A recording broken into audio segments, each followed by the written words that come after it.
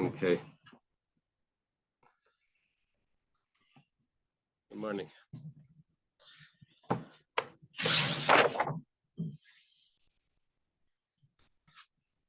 We're holding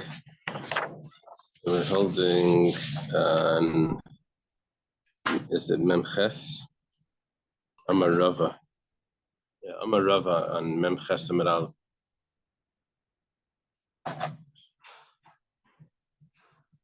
We thank Hashem that we're able to learn Torah every day.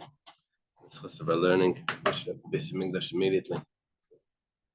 What is it? 48A, yeah. And learning in the Ule Nishmas.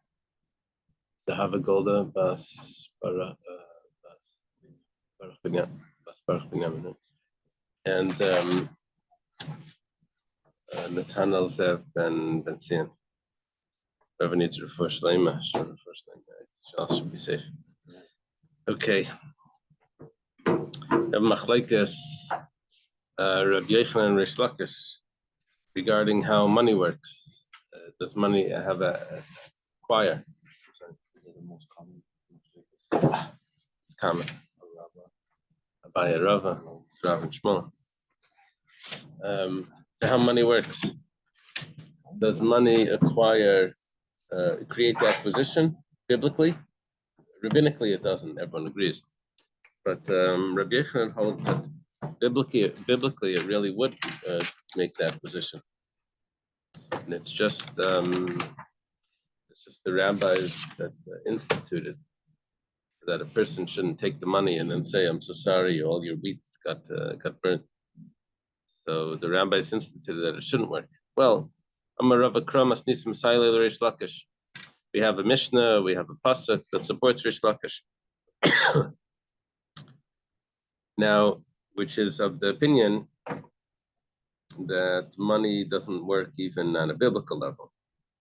Even at a biblical level, you have to pull the item, you have to take the item in order to acquire it, not just giving money. Okay. This is of course referring to personality, not to realty. Realty you acquire with money. That's one of the ways. Kesef shtar chazaka is realty. You use a document, you could fix the gate or something. And and a bride as well. Kesef. A bride. Smiled when I said that. Okay. Amar Rava says, supports Rish Lakish. The verse says, yesterday I thought I would need this. Today I need the Chumash. The pasuk says, thank you. Okay. This is the last psukim of Vayikra.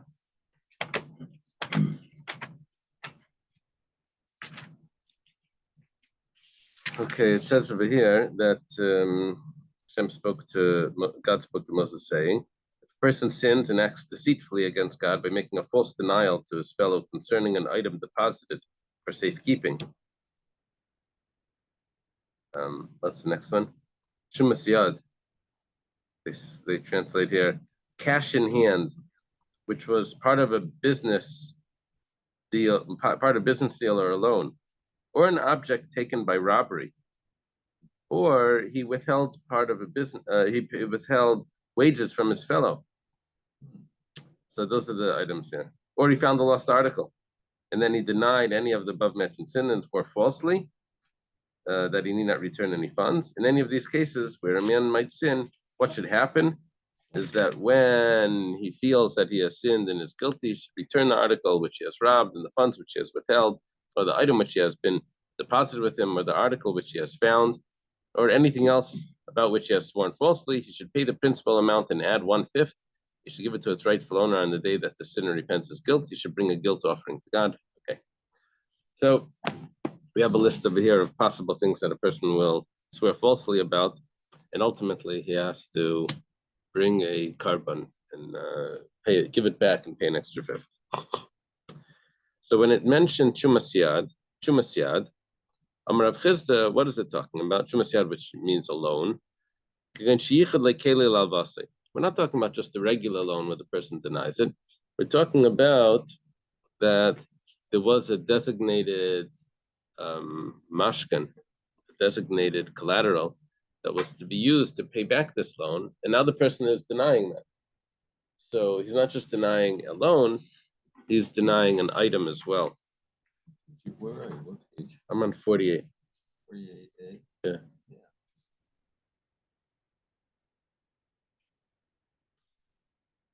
You see Amarava?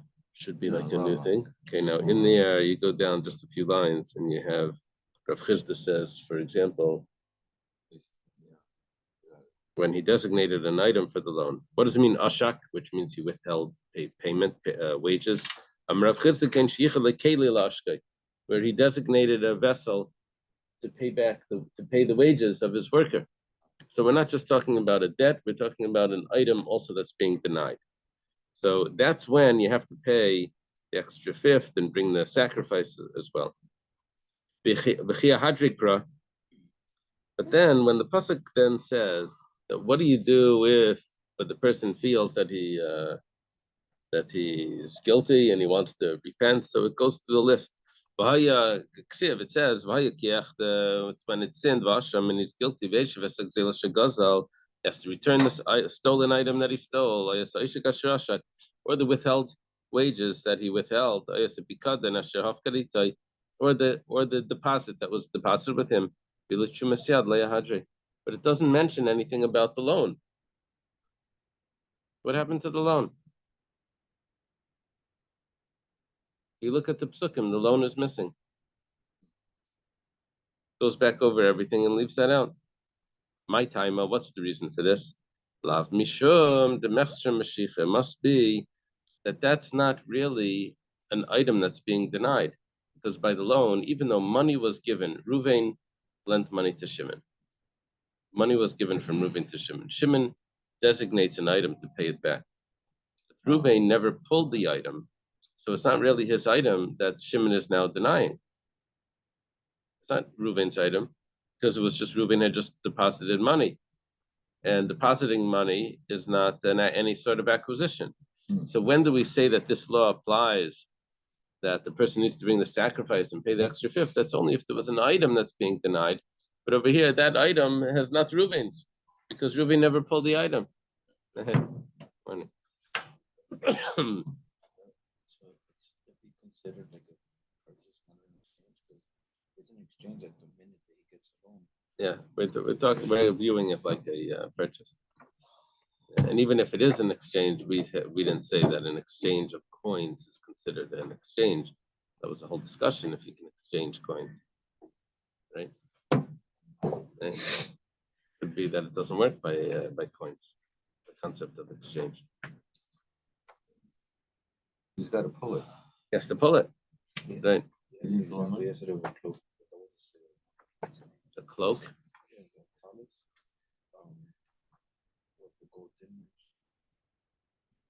The person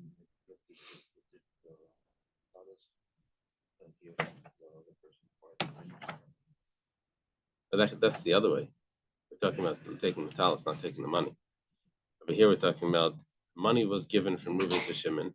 Shimon owes Reuven back the money, and now, but he designated an item that Reuven is going to take from. Now, but Reuven never got the item; it was just designated. Now he denies paying it back. So is he denying the item? So we're saying no, because it was never Reuven's item, because he never pulled it.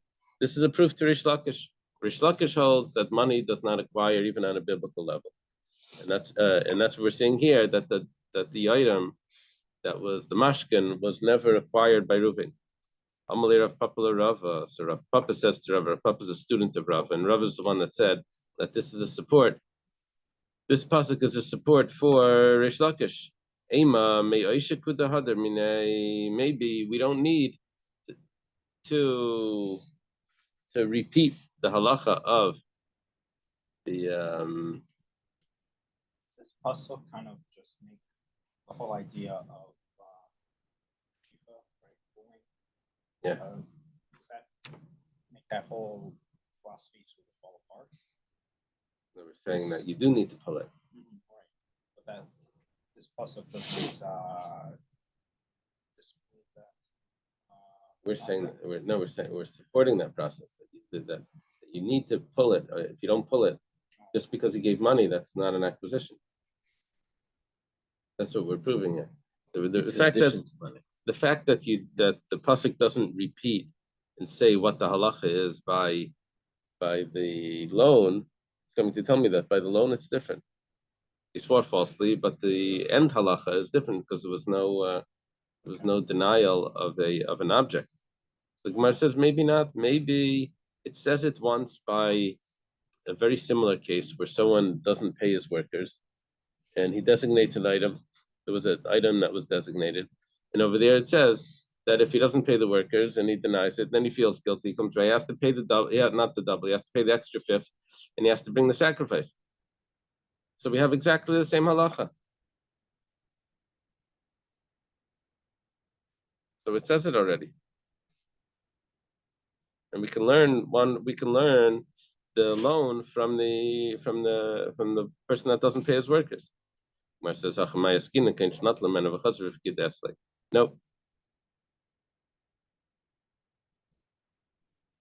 Talking about over here, where a very strange case, where Shimon gave the item to Ruvain as a payment, or as a mashkin for the payment, and Reuven says, "Can you do me a favor and hold on to it?" So now Shimon is now holding on an item that really Reuven had taken already once as a payment for the loan. So the Gemara says, "What? That's what you're talking about? Hainu pikada." And then we already had the case exactly like that, where Reuven owns an item, it deposits it by Shimon, and Shimon denies it. And now he decides that he wants to give it back or whatever. He has to pay the extra fifth after he swore falsely. The Gemara says, well, Shrei Gavni Pikadin. There's two types of Pikadin. The one is where Reuven gives Shimon an item. Another one is where Shimon gives Reuven an item and Reuven deposits it back with him. Okay. If that's the case, so 1 second. So why did you have to only say this? You see what the Gemara just did over here is we said, we can learn from the case of Aisha, the case of withholding payments. So in the case of withholding payments, the Gemara says, no, it's a much more complicated case. Over there, it was, I'm going back, it wasn't the case of a loan where Reuven lent Shimon money. This was a case where Shimon owed wages to Reuven, and as designated to designate that money, he designated an item, and Reuven says, do me a favor, hold on to it. Watch it for me. So it's being deposited. But okay, so if that's the case, so we don't have any support for Reish Lakish now, the Gemara says, well, why didn't, again, go back to the case of the loan where you didn't mention it. Why don't we have the same case where he gave him a mashkin and then Reuven says to watch it? The Gemara says, if the pasuk would have repeated the case by the loan, so then this would not be a support for Reish Lakish, and it would not be a kasha on Reish Lakish. Because Rabbi Yochanan would explain this, Rabbi Yochanan that says that money does acquire, then he would have explained it. We're talking about a case where the collateral was not taken by Reuven. Reuven had just given Shimon money as a loan. Shimon designates an item, and that's enough. The item is already considered Reuven, because the money that went to Shimon acquires an item, according to Rabbi Yochanan. And Reish Lakish would have explained it that no, there's a much more complicated case. Shimon started to pay it back, and Reuven says, please watch it for me, with the item. And then now Shimon denies it. So each one would be able to explain the case in whichever way they want. That's if the pasuk repeated the case of the loan. But now that the pasuk leaves out the whole story, the only reason why it's leaving it out is because it wants to tell us that if you don't pull the item, you don't acquire it, which basically is a support for Reish Lakish that says that without Mashiach, you don't acquire the item. Silent support. Is the case of designating a korban an exception? Because there they don't pull it, they just Yeah. anything for heaven, you don't have to actually do the action. Words to heaven, remember that? Amirase legavaya. Saying words to heaven is k'masirase lahadit. It's like handing it over to a regular person. The Gemara says, you want to tell me that this story about the loan where Reuven lends Shimon money and then Shimon swears falsely about it. You want to say that the pasuk doesn't repeat that and say what the halacha is when Shimon says that he was guilty. It doesn't say that. But Tanya, but we have a brisa. Amar Reb Shimon. Reb Shimon says, "Minayin litnes amar l'mayla lamata." How do we know that all the cases that were said on the top in the beginning of the paragraph are also repeated in the end of the paragraph?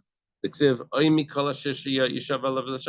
has this inclusive clause at the end of the paragraph. It says, or anything else that he lied about, right? So it's included in there. Rav Nachman says the name of his father-in-law, Rabbi Baravua, says the name of Rav, Rabbi Shumas Yad Lishavan is coming to tell us that the same malach applies to the loan. So it is repeated. That this also comes right after. Yeah. The Gemara says, "Behedya miyolei hadrikra," but it doesn't repeat it clearly. You have to derive it. Okay, and because you have to derive it, so that's coming to tell me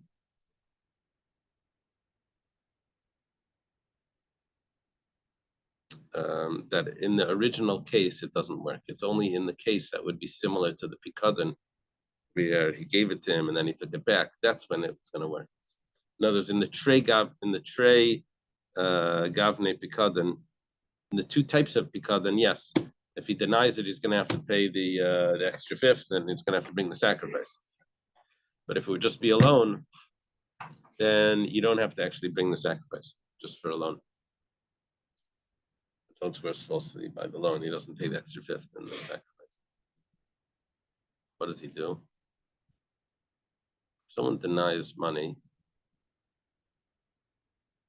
I think he does. Oh, I'm not sure. Someone denies if there's a loan that he swore falsely about. What happens over there?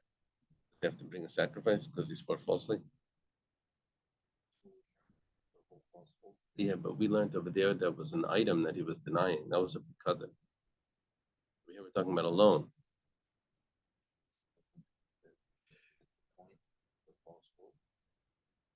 No, over here we're saying that it's not just the false oath. It's only a false oath about an item. Yeah. Otherwise, what does it say over there about the false oath? Does it have in the halacha? What happened?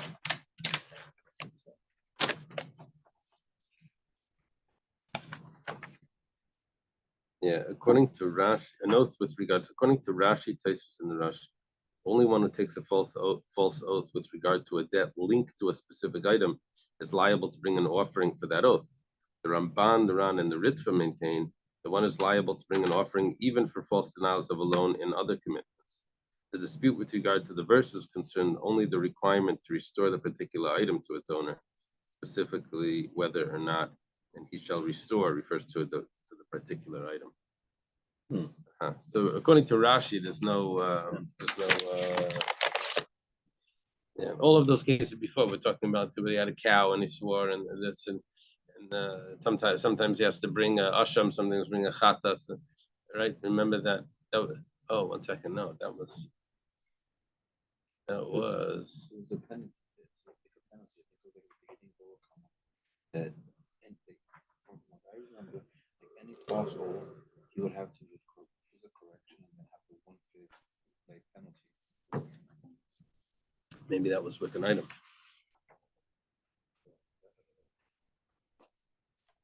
I took it, like I remember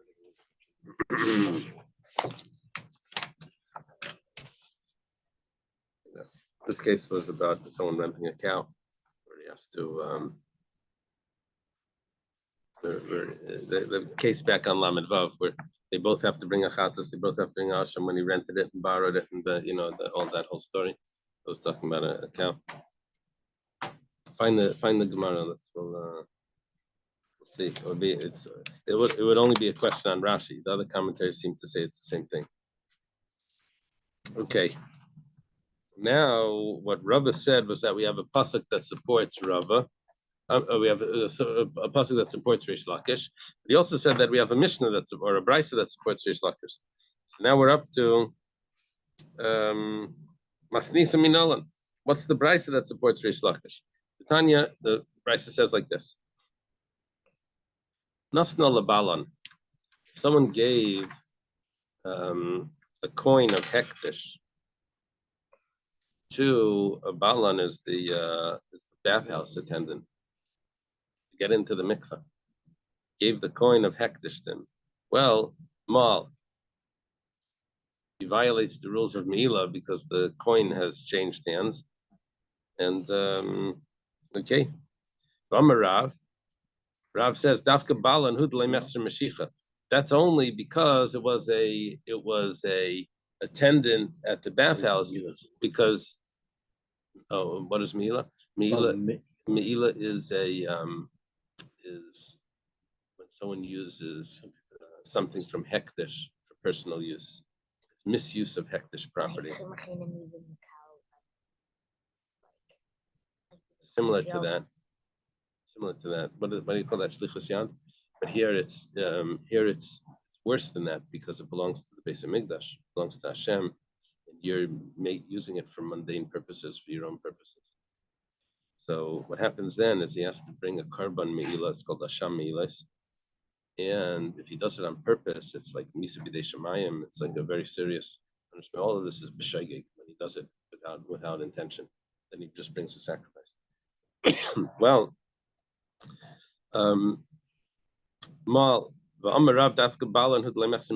Because we're dealing with a case where you don't have to actually pull the item, so therefore the money changes hands just by this. Is sort of like a rental, not a rental, just like to be able to use the mikveh. You don't have. There's nothing to take. It's taking the towel, taking the water droplets on your body. But if it would be something else, then when would the Meila take place? Not when you hand over the money, because when you hand over the money, you could still say, I want it back. The other person can say, I'm canceling the transaction, right? Because until you take the item, the transaction isn't final. But over here, because there's no other item that you need to take, that's why the Meila takes place immediately, because that is the full transaction. Where it says, really, Tanya, but we have another Brisa, Nasan l'sapar mal. If he gives it to a barber, he violates Meila right when handing the coin over. But he has to take the scissors. I never take the scissors from the barber. The barber is holding the scissors. Here it looks like you acquire a scissors or something. All right. Here we're talking about it's a non-Jew, that by a non-Jew you acquire the item immediately with money. In other words, that concept of money not working, that's only by a Jew, because it says "Ikanai miyada misecha." It says from your brother, from your nation. But for a non-Jew, everyone agrees that money is a full acquisition. Tanya Namihachi, it's also taught in the Brisa. Nasal Sapar, Sappan. Sapar is the barber. Sappan is a boat. A sailor. Alakol Balayumnas, or any craftsman. There's only Meila after you take the item. Kashna Dadi. What are you talking about? You said before that there's Meila immediately. It says Allah Shmamina Kambasap Nafi Kambasap Yisrael. Talking about there's a difference between if the barber is Jewish or not Jewish. If he's Jewish, and you don't acquire the item from him, the scissors, until you actually take it. If it's a non-Jew, then by handing the money, you already acquire. Okay. Rav Nachman also says that according to the Torah, money acquires. Funny, it says Rav Nachman we were just continuing with Rish Lakish, and who argues on Rabbi Yochanan. Rav Nachman is that Rav Nachman also holds like Rabbi Yochanan, which is the opposite of what we're saying. Vodka Levi b'Masnisa. Levi examined the Brises. Levi is a student of Rebbe, friend of Rav. And Ba'ashkach, and he found Nasna Lasita in Mal. If someone gives a coin that belongs to Hektish to a wholesaler, the way it worked with this wholesaler is that person would buy a lot of produce, but he wouldn't pay for it all at once. He would put it like a down payment on it, and then he would sell. And as he would get more, it was sort of like consignment. They would pay the he would pay the wholesaler for the items that he sold. As the money came in, he would pay more. But he gave an original payment. Okay, so he violates Mehila. He gives this. So what do we see? We see that even without taking all the fruits, he's already violates Meila just by handing over the money, which is a support to Rabbi Yochanan and a kasha to Rish Lakish. El kasha to Rish Lakish. According to this, it comes out a question on Rish Lakish. Amalach Rish Lakish. Rish Lakish would resolve this by saying, Amani Reb Shimon he. This is Reb Shimon. Now, if you remember, Reb Shimon, everyone agreed, even Rish Lakish agreed that Reb Shimon held that moyes is kindness, because Reb Shimon said that if that money acquires, Reb Shimon said that the only person that can retract from a sale before the item is taken is seller, because the seller is holding on to the money, but the purchaser that's given the money already, he can't retract. We said, how's that? What's the difference if money is nothing? We said no. According to Reb Shimon, he holds that money really does acquire. So it's really only, so that's why the seller, the purchaser loses those rights. It's only the one that's still holding on to the money that can say, I'm giving it back. Yeah. That's what we learned yesterday.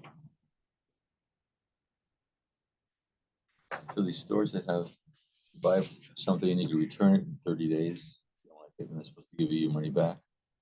How does that? He acquired it, but he has the right to return it. Yeah. No penalty. You have to say that you acquired it. He doesn't acquire it. Then let's say it gets stolen. Can you claim that it was the store's item that got stolen? And you want your money back? Why do you really need me to return it? Just it was stolen. I want my money back in. It has to be a full acquisition, even though you have the ability to return it. So if he gives consecrated property to a yid, there's no mess there.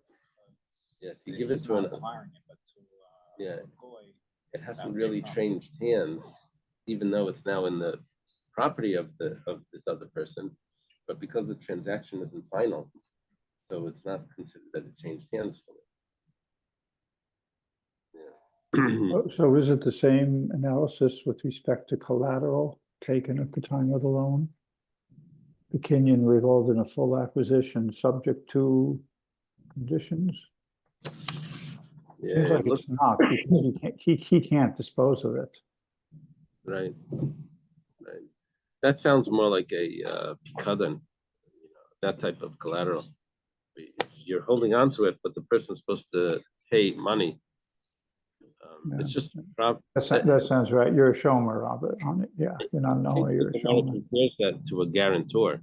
Yeah, okay. Yeah. Just like you can go to a guarantor, you can also go to the person's property.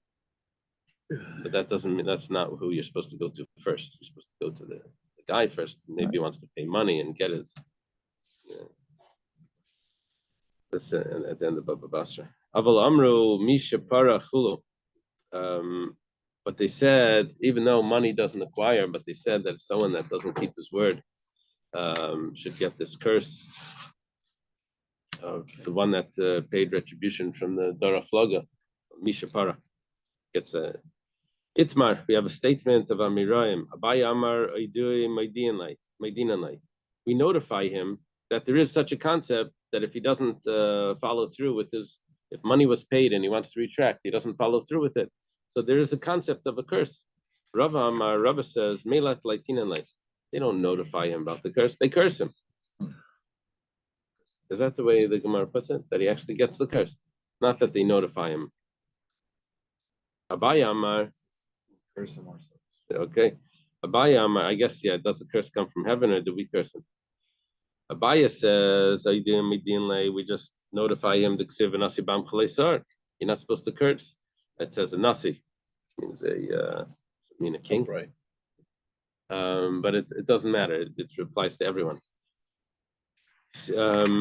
And Rava says, we do curse him.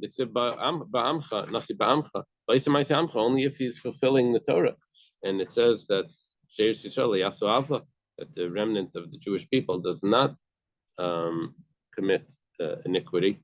And so therefore this person is. So he's not considered one of the people that we're not allowed to curse.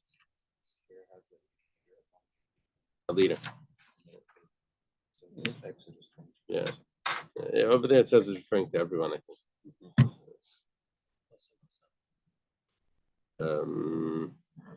Amar Rava says, how do I know that we actually give the curse and not just notify him that such a curse exists?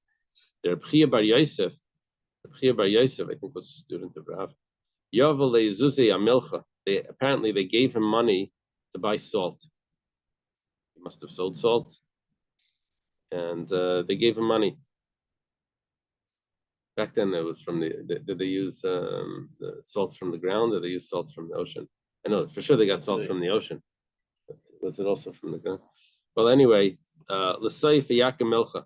At the end, the price of salt went up. Now, Rebchia Bar Yosef theoretically could retract from the agreement because he was only given money and he hasn't given. They gave him money, but he hasn't given the salt yet. So you can say, okay, I'm retracting from the agreement. Let's redo this agreement, and I'll give you less salt. So Asla Kami de Rabbi Yechanan, it comes to Rabbi Yechanan, I guess it meant by Rabbi Yechanan. Amalei says, Zil Havlu, go and give them the original agreement.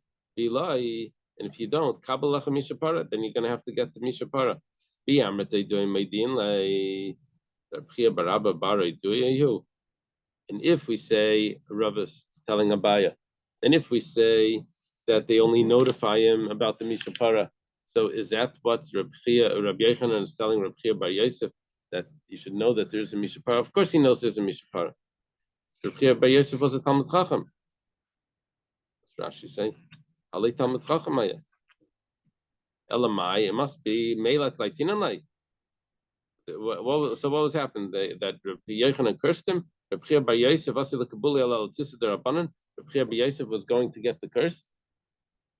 Ella, it must be Rabbi Bar Yosef, a Ravin who the Yavilei. What happened was they gave him a down payment. Husavar, he felt that Kenegda Yukaina, that when it comes to a down payment, let's say they were buying $1,000, they gave him $100. So he said, okay, the $100 that they gave me, that acquires, and that the Mishapara will only be on that, so therefore I'm not going to violate that. But for the other 900, I'm going to redo the agreement because they only paid 100.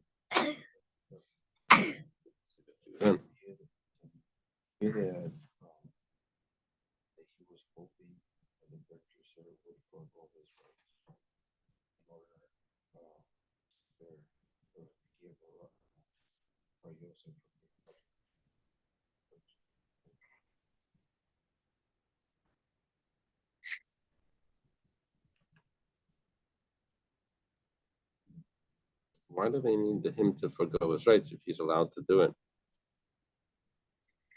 What do they do?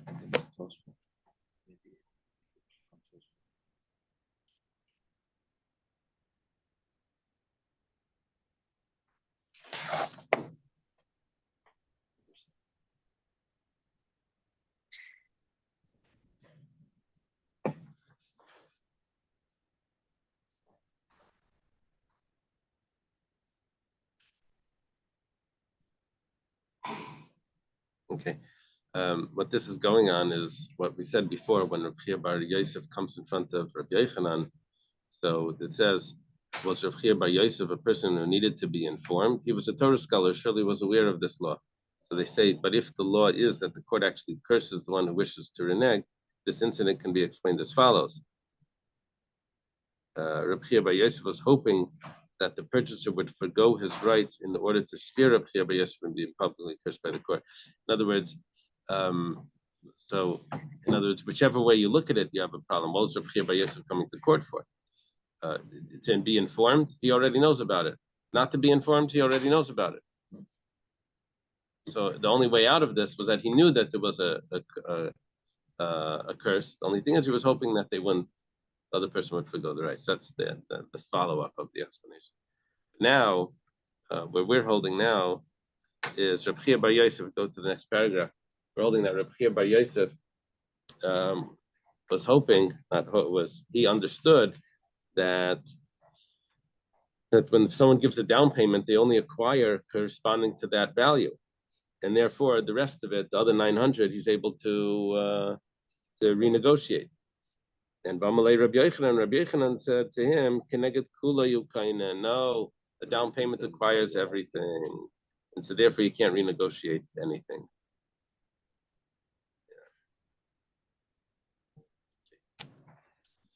Now the Gemara says like this. Itzmar, we have a statement.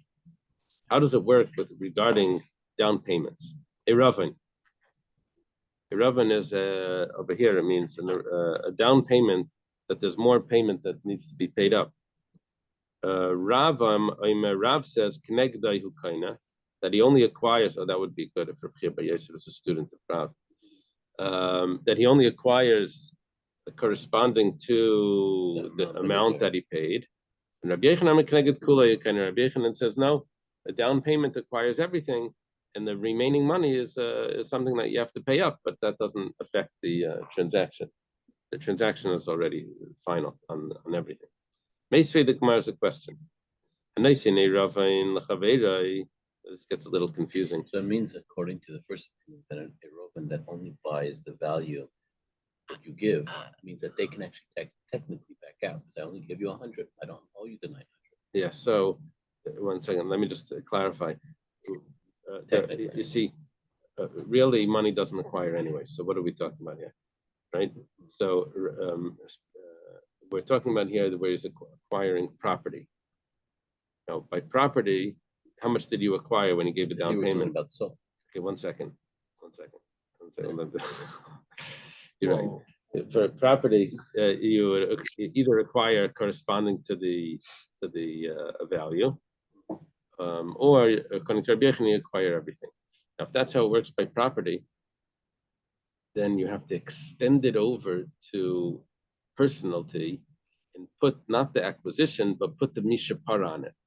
So if according to Rabbi Yochanan, you acquired everything by the property, even by you only paid 100, but you acquired 1,000 through that. So then if it would have been personality, then you acquired the 100. No, you don't acquire anything.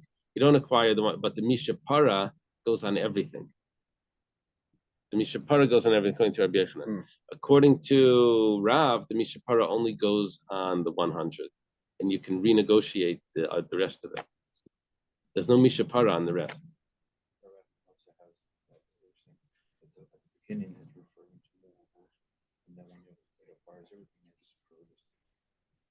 Right.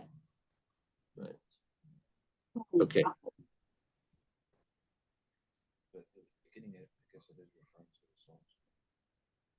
Now, if you go further by Iravan, Ravam, you see that? It acquires. So what does it acquire? That's regarded. No. It acquires equal to an amount equal to its value. And then Rav Yochanan says it acquires the entire purchase. And then it explains that one is movable and one is back. No.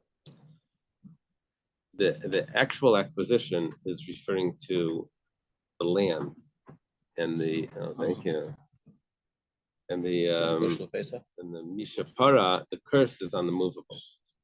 The term acquisition can only apply to land. There is no acquisition for money. Right? Apple. You follow? Yeah, the traffic. Don't worry the way tomorrow. they say it. It has to be. They say it. There's no other way of saying it. The Rabbi Yochanan said it doesn't acquire. I'm sorry. And make sure you peel that apple. Sorry. Yeah. Very Lubavitch. Okay. And it says like partial payment requires everything else from that. That has to be right. Payment doesn't acquire personal thing. So what are you talking about over here? We're talking about the Mishapara, the curse. In other words, according to Rav, he can renegotiate the other $900 worth of personality without any curse. In the 100, he can't renegotiate that without getting the curse. But that's if it's personality. If it's realty, according to Rav, he acquired that 100, and he didn't acquire that. Right? Thank you. Okay. Meisvei, the Gemara has a question. Meisini Ravan. This is very confusing because the term now Ravan now switches meaning from being a down payment to a fine to a there's another type of down payment where someone Like Yuda and Tamar? a security. Okay, that's Yuda and Tamar. Yeah. That is Yuda. Well, over here it's if you want to back out of this, it's like a registration fee. If you want to back out, you lose the thing. You know, we can tell you that you're not coming, but if you back out, you lose it. Deposit. Okay.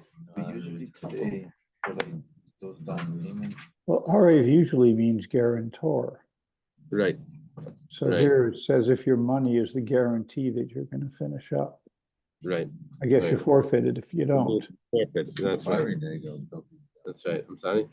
I just think the whole down payment. But then I understand like a down payment, like if you do a loan, they can really do that down payment.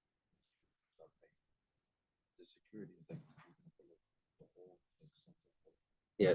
What we were talking about before was the down payment was your first payment of what you're going to finish paying.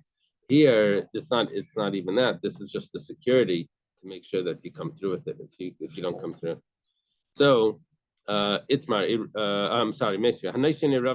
If someone gives this security to his friend, if I retract, then you can keep it. The other one says, if I retract, I'll pay you, give you back the thing plus another payment. That's considered a good agreement. And the Rabbi Yossi accepts that. Rabbi Yossi L'tamei, the Gemara explains, Rabbi Yossi follows his understanding, the Amar, asmachta kanya, that how do they translate asmachta? Inconclusive consent. Inconclusive consent. Yeah, when it comes to gambling, they use the term asmachta. Yeah. So it says, that's not, that doesn't help us. Right? Asmachta is when you're not real, you're hoping that it doesn't come through. You agree to something that you're hoping that never plays out. That's an asmachta. Wow. So the question is, there's a machlekes, Rabbi Yehuda and Rabbi Yossi, if such an agreement is really an agreement. So according to Rabbi Yossi, someone that gambles and then wins, he actually earned it lawfully. Right? You make an agreement that if there's pay in time, then you can pay a late fee. That's But also with an this- asmachta. But yeah, That's right. this is both ends. Both guys are saying, I believe in my gamble. Yeah. So Yeah, it's a gamble, right? Right. Well, according to Rabbi Yossi, it's not a problem. According to Rabbi Yehuda, it is. It depends on asmachta. Yeah, gambling for without so a the job. casinos were only in Reb Yossi. What is gambling? What does that mean? In the Don't speak Torah. Yiddish. It's in the Torah. Rabbi Yehuda says, that it's enough if he acquires just the amount that would correspond to the security. Without double. You don't double, and you're not meichel it. They can't back out. They can back out of the whole thing, but they can't. But the original the value of that security is satisfied. Reb Shimon ben Gamliel is explaining Rabbi Yehuda, Bamed Dvarim Amur, and when would he say that you actually acquire corresponding to that Bisman Shamalei or Vayni Yikain? If he wants to say, if he says that the security should acquire.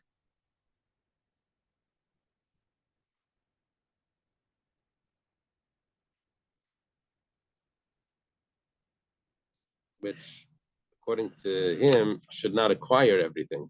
He wanted it to acquire everything, but it doesn't acquire everything. But if someone actually sold a house for 1,000 or a field for 1,000 zuz, and he paid 500, he acquires it. He acquires the entire house, and he has to pay him the rest of the money, even if it takes him a long time. He doesn't acquire half the house. My love, we're seeing from this, the same thing should apply to personality, at least regarding the mishapara. That if someone buys a $1,000 worth of personality and he pays 500, so he has acquired everything. With the stomach, it looks like the way Rabbi Yochanan says that a down payment acquires everything. The Gemara says lie. It's not so. Without that specifying in only the down payment does not acquire everything. So Maishna, so what's the difference? By land, did you say Maishna Karka?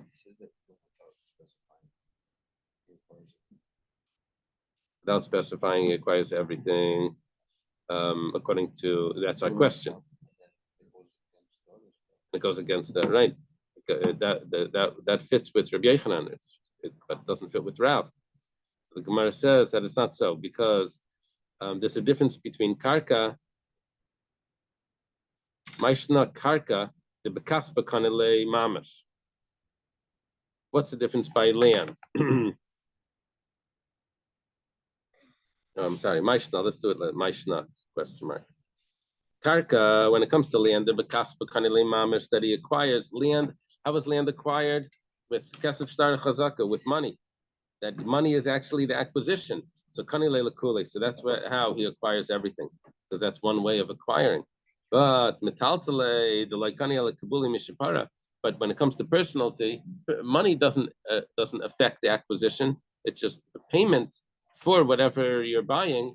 But then you have to make another acquisition. So for that, it doesn't acquire everything. Laikani lekuli, it doesn't acquire everything. So we have a difference over here between land, even according to Rav, that says that when it comes to personality, you only acquire corresponding to the value of the down payment, but by land that could be different, and you could acquire everything. So when I buy a car, the down payment, that's the tires and the transmission until I get the steering wheel. And the steering wheel. Mm-hmm. But when I buy a house, it's all mine from the start. But people say I don't own the house; the bank owns the house for the next 20 years. Yeah. Is that a misstatement? No, Exaggeration. that's good. The only thing is that you actually, when you buy the car and you make a down payment, you make payments every month. Someone actually paid for that car in full, and you're just paying the loan.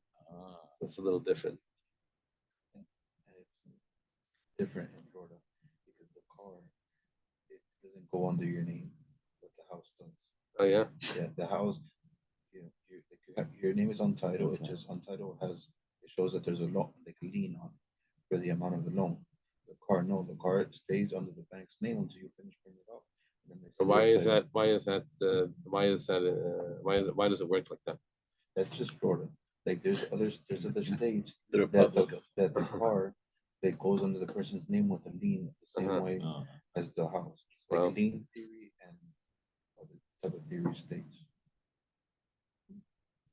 So you never read this tomorrow. Yeah. I guess we'll stop here. Yeah. We're holding by Lema Ketanai. We're falling back every day on that just a little bit. Oh. Okay. Okay. Okay, get I- ready. I'm, Tomorrow we start the big sugya. yeah, I'm gonna be offline for a couple of weeks, but I'll follow, Oh, where are you going? on YouTube. I'm going to Colorado, Oh, my daughter. oh, very nice. Yeah. What city? It's a suburb of Denver called